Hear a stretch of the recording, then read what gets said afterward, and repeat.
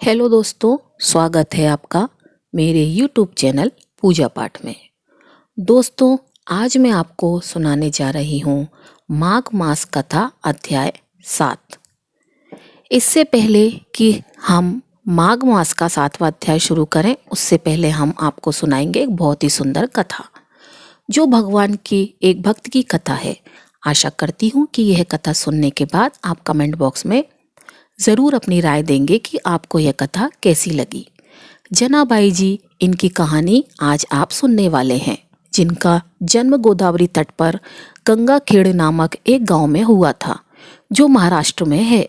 ऐसा कहा जाता है बचपन में ही इनकी मां का निधन हो गया था।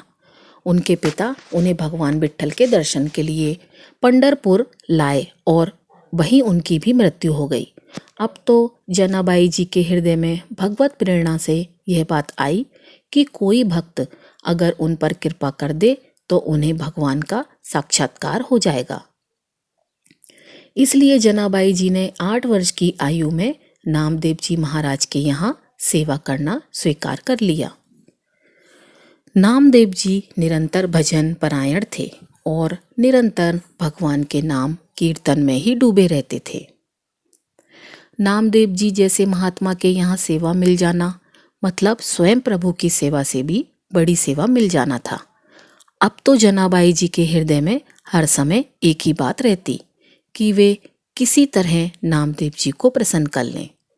अब जनाबाई जी नामदेव जी के पूरे परिवार की बड़ी लगन के साथ सेवा करने लगी। वह उनके घर के सारे कार्य जैसे कपड़े धोना, आटा पीसना, भोग तैयार करना, बर्तन मांजना, झाड़ू पोछा करना, जो जो काम उन्हें करने को मिलते वे सारे काम खुद करने लगी। जनाबाई जी को इस तरह सेवा करने में बड़ा आनंद आने लगा। नामदेव जी की सेवा और संग के प्रभाव से उनका अब निरंतर नाम जप चलने लगा। जो नामदेव जी जप और कीर्तन करते वही जनाबाई भी करती। कीर्तन और नाम स्मरण करने लगी।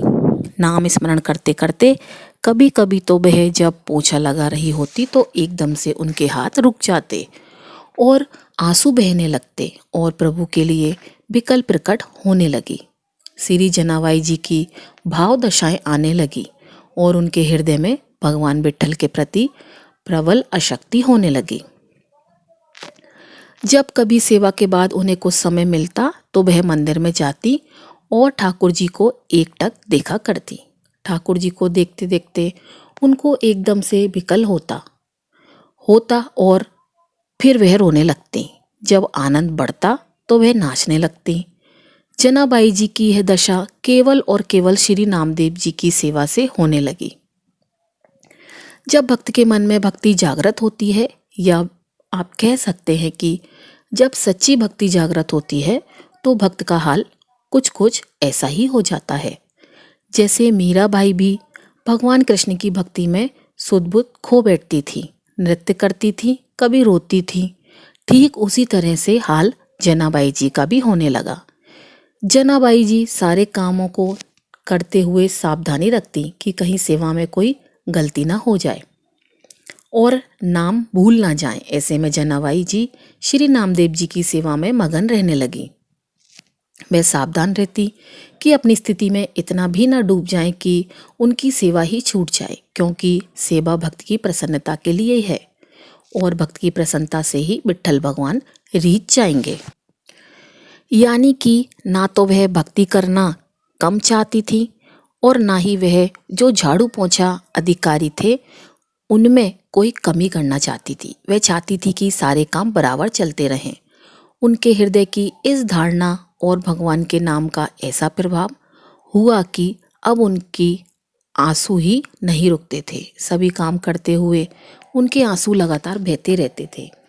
जिस स्थिति की बड़े बड़े साधु और उपासक आकांक्षा करते रहते हैं, वह जनाबाई जी को केवल भक्त संग की कृपा से ही प्राप्त हो रही थी। एकादशी के दिन नामदेव जी के यहाँ रात में भक्त मंडली एकत्र हुई। कीर्तन किया करती थी। कोई मृदंग बजाता, कोई करताल बजाता, कोई नृत्य करते हुए नाम कीर्तन करता। कोई प्रभु की आनंद में लीलाओं का गायन करता, तो कोई एकांत में बैठा हुआ उन लीलाओं और कीर्तन को सुनकर आंसू बहाया करता।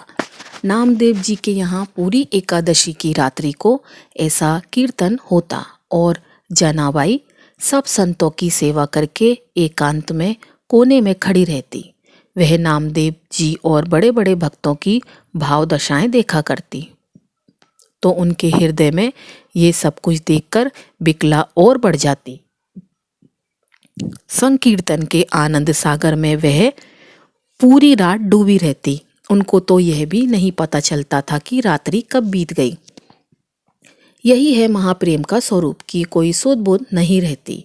प्रातःकाल होते ही भक्त मंडली चली जाती और जनाबाई भगवत प्रेम की मादकता में बावरी हुई ठाकुर जी की प्रसन्नता के लिए श्री नामदेव जी की सेवा में मगन रहने लगती। एक दिन एकादशी की रात्रि में जनाबाई भाव में ऐसी डूबी हुई थी कि सुबह हो गई और उनकी बाकी सेवा बाकी रह गई। घबराते हुए उन्होंने सोचा कि पहले वस्त्र धो लें। जब वह चंद्रभागा नदी के पास पहुंची तो उनके मन में बहुत सी चिंताएं एक साथ आने लगीं। अब काम करते करते, कपड़े धोते धोते वह सोचने लगी कि अभी तो बर्तन धोने हैं, फिर ठाकुर जी की सेवा के लिए पानी भी भरने जाना है।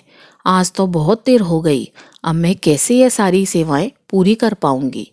वह यह सोच रही थी कि एक वृद्ध माता उनके पास आई और कहने लगी, जनाबाई तू चिंता क्यों कर रही है, तू जाकर बाकी के काम कर ले, मैं तेरे सारे कपड़े धो देती हूँ। जनाबाई ने कहा कि आप मेरा काम क्यों करेंगी। तो वह वृद्धा कहने लगी, मैं सच्ची सफाई और धुलाई करना जानती हूँ और जो कपड़े मैं एक बार धोती हूँ वह दोबारा गंदे नहीं होते। जनाबाई इस बात को समझ नहीं पाई। तब उन वृद्धा ने प्रेम से कहा कि बेटी तू चिंता मत कर, तू मेरे जैसे साफ कपड़े नहीं कर सकती। तब जनाबाई ने कहा कि अब मुझे तुरंत ही नामदेव जी के घर जाना होगा क्योंकि मेरे बर्तन नहीं धोए। ऐसा कहकर वह कपड़े वहीं नदी के किनारे छोड़कर भागी भागी घर चली गईं। जनाबाई बर्तन धोकर और जल भर कर वापस आई तो उन्होंने देखा कि उन वृद्ध माता ने तो सारे कपड़े धोकर सुखा भी दिए थे। जनाबाई ने देखा कि सारे कपड़े एकदम साफ हो गए थे। तब उन्होंने हाथ जोड़कर उन वृद्धा से कहा कि आप जैसा उदार तो मुझे जीवन में कोई भी नहीं मिला। जनाबाई आगे कहने लगी कि माता मैं तो आपकी बहुत आभारी हूँ। तब वृद्धा मैया कहने लगी, अरे बेटी इसमें आभार की क्या बात है, मैं तो तुम्हारी ही हूँ और अपनों से आभार थोड़ी व्यक्त करते हैं। ऐसा कहकर मुस्कुराते हुए वह वृद्धा वहाँ से चली गई। जाते जाते उन्होंने कहा कि अगर कभी भी ज़रूरत हो तो मुझे याद कर लेना और जब तुम याद करोगी तो मैं तुम्हारी सेवा के लिए उपस्थित हो जाऊंगी। जनाबाई जी भाव में डूब गई क्योंकि उन वृद्धा की मुस्कुराहट ने उनके हृदय में आनंद को बढ़ा दिया था।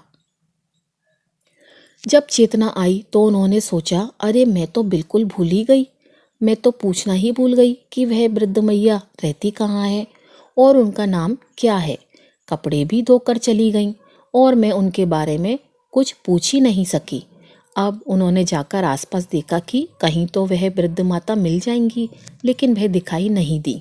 अब तो उनके हृदय में विकल होता हुई कि एक तो उनका शरीर इतना वृद्ध था, फिर भी वह हवा की तरह कैसे भाग गईं, वह हो कौन सकती हैं। जनाबाई के मन में प्रश्न उठने लगे।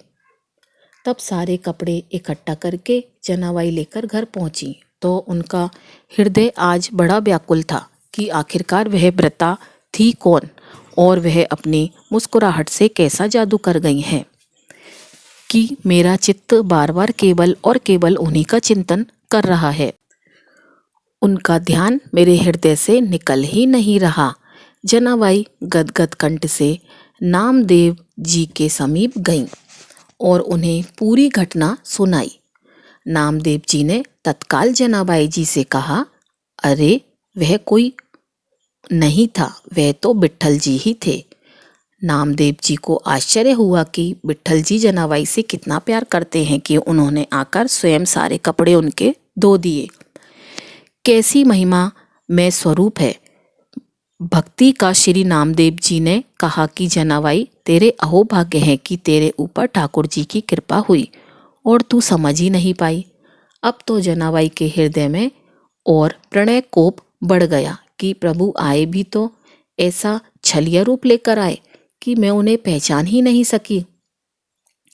अब तो जनाबाई रोने लगी कि इतने छलिया हो कि आप आए भी और मुझे परिचय भी नहीं मिल पाया, और दूसरी बात कि आपने मेरे लिए इतना कष्ट सहन किया, मेरे लिए इतने सारे कपड़े धोए।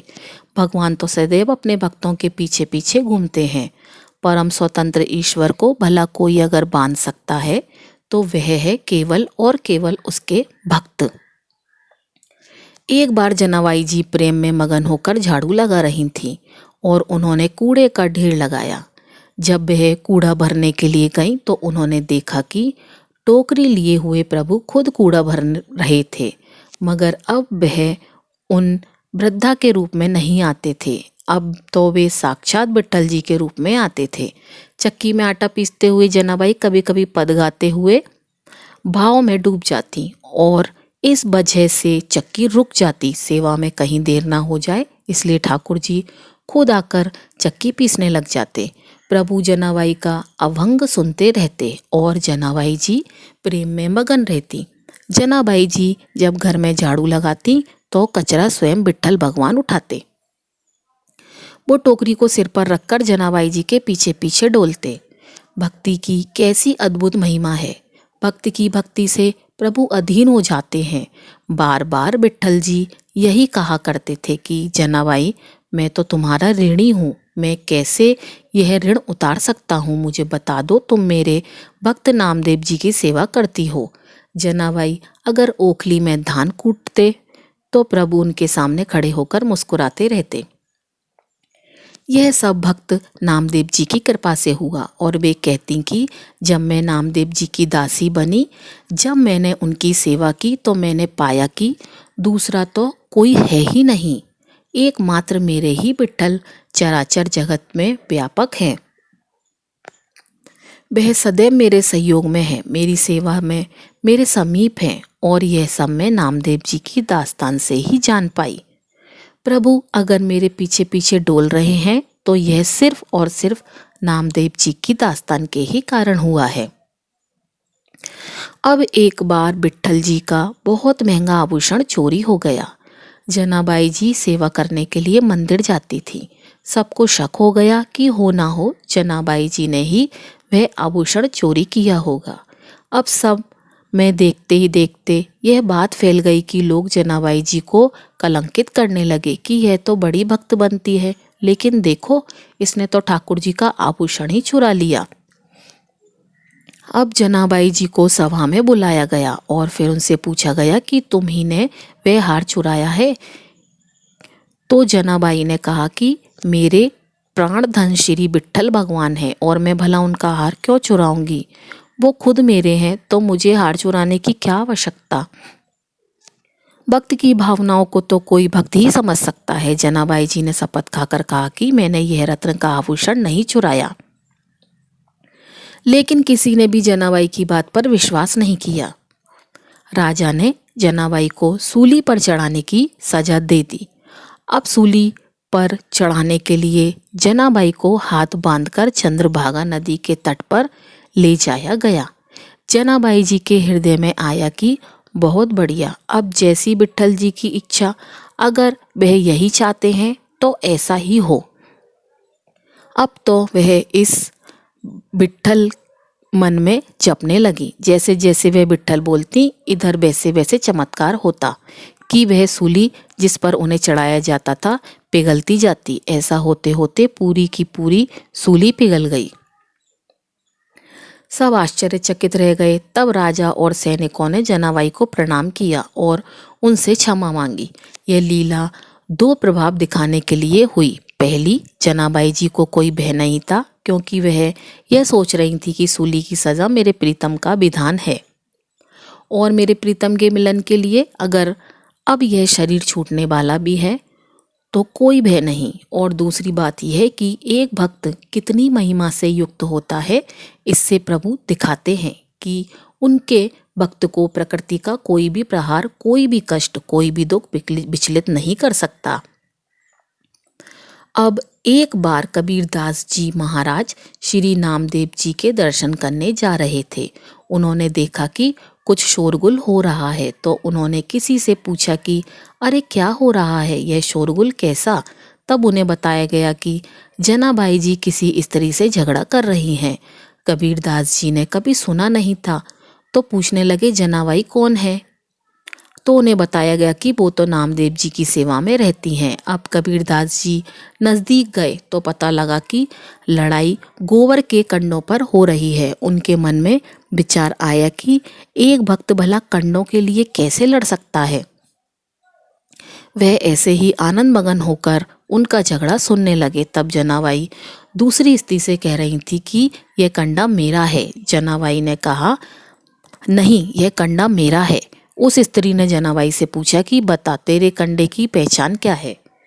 तब जनाबाई जी ने जो बोला वह आप सब भी सुनिए। जनाबाई ने बोला कि कान में लगा के सुनो, मेरा कंडा बोल रहा है कि विट्ठल विट्ठल। और यह आश्चर्य की बात है कि जड़ वस्तु से नाम गूंजने लगा। जब सामने वाली स्त्री ने भी सहमति दे दी कि कंडे से तो सच में विट्ठल विट्ठल सुनाई दे रहा है, तो कबीरदास जी को भी लगा कि चलो देखा जाए कि इस बात में कितना सच है। अब कबीरदास जी ने भी कंडे को अपने कान पर लगाया तो उन्हें भी विट्ठल विट्ठल सुनाई दिया। तब उन्होंने जनाबाई जी के चरणों में प्रणाम किया। कबीरदास जी ने सोचा कि कितने महान हैं नामदेव जी, कि उनकी सेवा में रहने वाली दासी के भी ऐसे महान परमाणु हैं कि जिस चीज को उसने छू लिया वहीं विट्ठल विट्ठल बोलने लगी। जनाबाई जी की नामदेव जी से ऐसी तन्मयता हो गई थी कि जब नामदेव जी समाधि ली तो ठीक उसी दिन कीर्तन करते हुए जनाबाई जी भी विट्ठल भगवान में लीन हो गई। तो जो भक्त भगवान के चरणों का आश्रय लेता है उसके सारे विकार नष्ट होकर प्रभु उससे भगवत अनुराग में रंग देते हैं।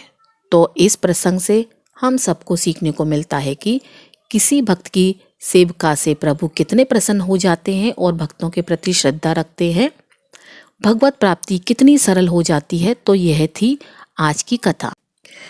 अब हम आज का माघ मास महत्तम, इसमें पहले के अध्याय में आपने सुना कि किस 5 कन्याएं एक ऋषि पुत्र को मोहित करने का प्रयास कर रही थी। वे पांचों की पांचों ऋषि पुत्र को अपने कामदेव रूपी बाणों से घायल करने का प्रयास कर रही थी, किंतु ऋषि पुत्र वहां से किसी अनिष्ट होने की आशंका से अदृश्य हो गया। अब आगे क्या हुआ इसका वृत्तांत जानने के लिए आप सभी सुनिए आज का अध्याय। वह पांचों कन्याएं इस प्रकार विलाप करती हुई बहुत देर तक प्रतीक्षा करके अपने घर वापस लौट गईं। जब अपने घर में पहुंची तो उनकी माताओं ने कहा कि आज इतना विलंब तुम सबने क्यों कर दिया। तब कन्याएं अपनी माता से असली बात को छुपा गईं और कहने लगी कि माता श्री, हम तो किन्नरों के साथ क्रीड़ा करती हुई सरोवर थीं। ऐसा कहकर कि आज हम बहुत थक गई हैं और कुछ आराम करना चाहती हैं, यह कहकर वह जाकर लेट गईं। ऋषि वशिष्ठ जी कहते हैं कि इस प्रकार आशय को छुपाकर वह विरह की मारी पड़ गईं। अपने घर में आकर किसी प्रकार की कोई क्रीड़ा नहीं की। वह रात्रि को उनको एक युग के समान बीती। सूर्यास्त के उदय होते ही वे अपने आप को जीवित मानती हुई अपनी माताओं की आज्ञा लेकर गौरी पूजन करने के लिए वहां पर जाने लगी। उसी समय वह ब्राह्मण भी स्नान करने के लिए सरोवर पर आया। उसके आने पर कन्याओं ने वाह वाह किया, जैसे कमलिनी प्रातःकाल सूर्योदय को देखकर कहती है। उसको देखकर उन सभी के नेत्र खुल गए और ब्रह्मचारी के पास चली गईं। आपस में एक दूसरे का हाथ पकड़कर चारों तरफ से उस ब्रह्मचारी को घेर लिया और कहने लगी कि मूर्ख, उस दिन तो तू भाग गया था लेकिन आज नहीं भाग सकता। अब हम लोगों ने तुम्हें घेर लिया है। ऐसे वचन सुनकर बाहुपाश में बंधे हुए ब्राह्मण ने मुस्कुराकर कहा कि हे कन्याओं, तुमने जो कुछ भी कहा वह बिल्कुल ठीक है, परंतु मैं तो अभी विद्याभ्यास कर रहा हूँ और ब्रह्मचारी हूँ। गुरुकुल में मेरा विद्याभ्यास चल रहा है। मैं जिस आश्रम में रहता हूँ उसके धर्म का पालन करता हूँ। इस आश्रम में मैं विवाह करना अपना धर्म नहीं समझता। अपने व्रत का पालन करके और गुरु की आज्ञा पाकर ही मैं विवाह कर सकता हूँ, उससे पहले कर ही नहीं सकता। ब्राह्मण की बात सुनकर कन्याएं कहने लगी। इस प्रकार कन्याएं बोल रही थीं जैसे मानो वैशाख मास में कोयल कूकती है। वे कहने लगी कि धर्म से अर्थ और अर्थ से काम और काम से धर्म के फल का प्रकाश होता है। ऐसा ही पंडित लोग और शास्त्र भी कहते हैं। हम काम सहित धर्म की अधिकता से आपके पास आए हैं, सो आप पृथ्वी के सब भोगों को भोगी। कन्याओं की बात सुनकर ब्राह्मण कहने लगा, हे कन्याओं, तुम्हारे वचन एकदम सत्य हैं, किंतु मैं अपने व्रत को समाप्त करके ही विवाह कर सकता हूँ। उससे पहले वे मैं विवाह कदापि भी नहीं कर सकता। तब वे कन्याएं कहने लगी कि तुम मूर्ख हो। अनोखी औषधि, ब्रह्म बुद्धि, रसायन सिद्धि, अच्छे कुल की सुंदर नारियां तथा मंत्र जिस समय भी प्राप्त हो उसे तभी तुरंत ग्रहण कर लेना चाहिए। ऐसे कार्य को टालना बिल्कुल अच्छा नहीं होता। केवल भाग्य वाले पुरुष ही प्रेम से पूर्ण अच्छे से कुल से उत्पन्न स्वयं वर चाहने वाली कन्याओं को प्राप्त होते हैं। कहाँ हम अनोखी नारियां, कहाँ आप तपस्वी बालक। हमारा तो है ब्राह्मण पुत्र मेल ही बेमेल है। यह बेमेल का मेल मिलाने में अवश्य ही विधाता की कोई चतुराई है। इस कारण आप हम लोगों के साथ गंधर्व विवाह कर लीजिए। कन्याओं के ऐसे वचन सुनकर उस धर्मात्मा ब्राह्मण ने कहा कि व्रती रहकर इस समय मैं विवाह नहीं करूँगा। मैं स्वयंवर की इच्छा भी नहीं करता। इस प्रकार उसके वचन सुनकर कन्याओं ने एक दूसरे का हाथ छोड़कर उसे ही पकड़ लिया। सुशील और सुरस्वरा ने उसकी भुजाओं को पकड़ लिया। सुतारा और चंद्रिका ने उसका आलिंगन किया। कन्याओं के इस प्रकार के व्यवहार को देखकर ब्राह्मण ने उसी समय क्रोधित होकर उनको श्राप दे डाला कि तुम डायन की तरह मुझसे चिपटी हो, इस कारण पिशाचिनी हो जाओ। ब्राह्मण के मुख से ऐसा श्राप सुनते ही वे सब उसको छोड़कर अलग खड़ी हो गईं और उन्होंने कहा कि हम निरपराधी को व्रता तुमने श्राप दे डाला। तुम्हारी इस धर्मात्मकता पर धिक्कार है। प्रेम करने वाले से बुराई करने वाले का सुख दोनों लोकों में नष्ट हो जाता है, इसलिए तुम भी हम लोगों के साथ ही पिशाच हो जाओ। तब वे आपस के क्रोध से उस सरोवर पर पिशाच और पिशाचनी हो गईं और अब पिशाचनी कठिन शब्दों से चिल्लाते हुए अपने अपने कर्मों को भोगने लगे। वशिष्ठ जी कहने लगे कि हे राजन, इस प्रकार वह पिशाच उस सरोवर के इधर उधर फिरते रहे। बहुत समय पश्चात मुनियों ने श्रेष्ठ लोमस ऋषि पौष शुक्ल चतुर्थी को उस सरोवर पर स्नान करने के लिए आए। जब सुधा से अर्थात भूख से दुखी होकर पिशाच ने उनको देखा तो उनकी हत्या करने के लिए गोल बांधकर उनकी चारों तरफ से उन्हें घेर लिया।